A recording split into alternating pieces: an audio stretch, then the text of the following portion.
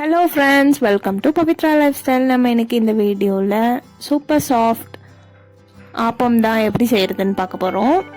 இதுக்கு ரேஷன் அரிசி இருந்தாலே போதும், பச்சரிசி. சோடா மாவு எதுவுமே கலக்காமே இந்த மாதிரி சூப்பர் சாஃப்டான ஆப்பம் செஞ்சிடலாம். வாங்க எப்படி செய்கிறதுன்னு பார்த்துக்கலாம். அதுக்கு 2 டீஸ்பூன் அளவுக்கு ஜவ்வரிசி ஆட் பண்ணிக்கோங்க. 1/2 டீஸ்பூன் வெந்தயம். நான் இந்த கிளாஸ்ல தான் எல்லா மெஷர்மெண்ட்டும் பண்ண போறேன். இந்த கிளாஸ்க்கு 1/4 கிளாஸ் உளுந்து ஆட் பண்ணிக்கணும். இந்த 3த்தையும் நல்லா வாஷ் பண்ணி ஊற வச்சிடலாம். 6 ஹவர்ஸ் ஊறட்டும். நம்ம இன்னைக்கு மிக்சிலே தான் அரைக்க போறோம். அரிசி தனியா ஊற வச்சுக்கணும். பச்சரிசி 2.5 கிளாஸ் எடுத்திருக்கேன். எந்த கிளாஸ்ல உளுந்து அளந்தோமோ அதே கிளாஸ்ல தான் பச்சரிசியும் அளக்கணும்.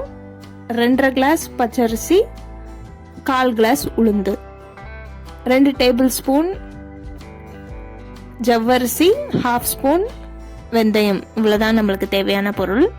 6 ஹவர்ஸ்க்கு அப்புறம் மிக்ஸி ஜாருக்கு ஊற வச்சதை மாத்திக்கலாம். ஃபர்ஸ்ட் இந்த உளுந்து, ஜவ்வரிசி, வெந்தயம் ஊற வச்சிருந்தோம் இல்லையா, அதை அரைச்சி எடுத்துக்கலாம். நல்லா சாஃப்டா அரைச்சி எடுக்கணும். எவ்வளோ தூரம் நைஸா அரைக்க முடியுமோ அவ்வளோ நைஸா அரைச்சிக்கோங்க. நீங்க கிரைண்டர்ல அரைக்கிறதுனாலும் அரைச்சிக்கலாம். கம்மி குவான்டிட்டி தான் போட்டிருக்கிறதுனால மிக்ஸி ஜார்லயே அரைச்சிக்கிறோம். இதுல அரைச்சாலுமே நல்லா சாஃப்டா தான் வரும் ஆப்பம்.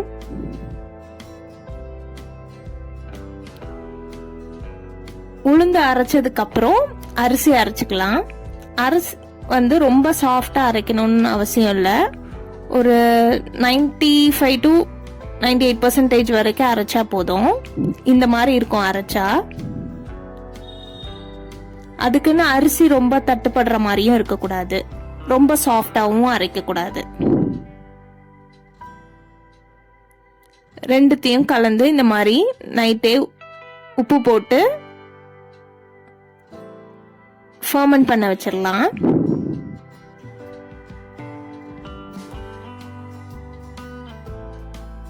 இப்போ உப்பு எல்லாமே நல்லா கலந்து மூடி வச்சாச்சு. நெக்ஸ்ட் டே மார்னிங் எடுத்து ஆப்பம் ஊத்த வேண்டியதான்.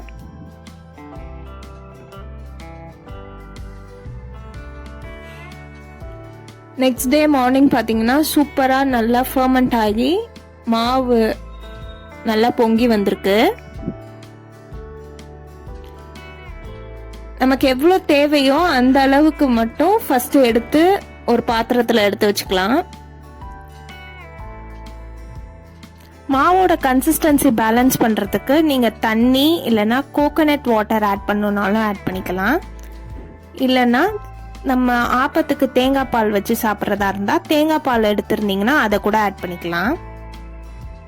இல்ல நார்மல் வாட்டர் ஆட் பண்ணியும் நீங்க பேலன்ஸ் பண்ணிக்கலாம். மாவோட கன்சிஸ்டன்சி இந்த மாதிரி தான் இருக்கணும்.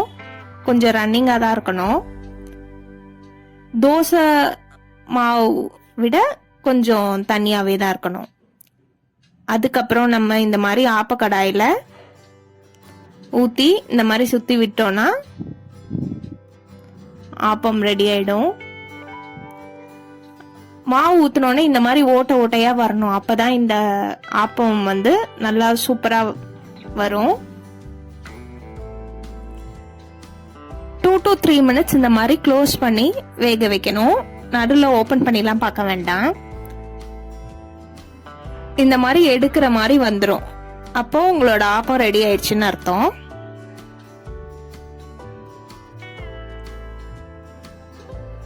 இதே மாதிரி நீங்களும் ட்ரை பண்ணி பாருங்க. நம்ம இன்னைக்கு ரேஷன் அரிசி, ஆப்ப சோடா எதுவுமே யூஸ் பண்ணாமையே இந்த மாதிரி சூப்பர் சாஃப்டான ஆப்பம் ரெடி பண்ணியிருக்கோம். சில பேர் சாதம்லாம் கூட ஆட் பண்ணுவாங்க, அதெல்லாம் கூட நம்ம ஆட் பண்ணல.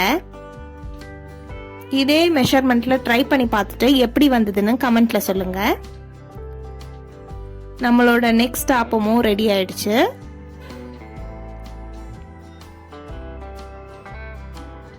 பாருங்க, பார்க்கவே எவ்வளவு அழகா ஓட்ட ஓட்டையா சூப்பரா இருக்குன்னு. இந்த மாதிரி ஈஸியா எடுக்க வரும்.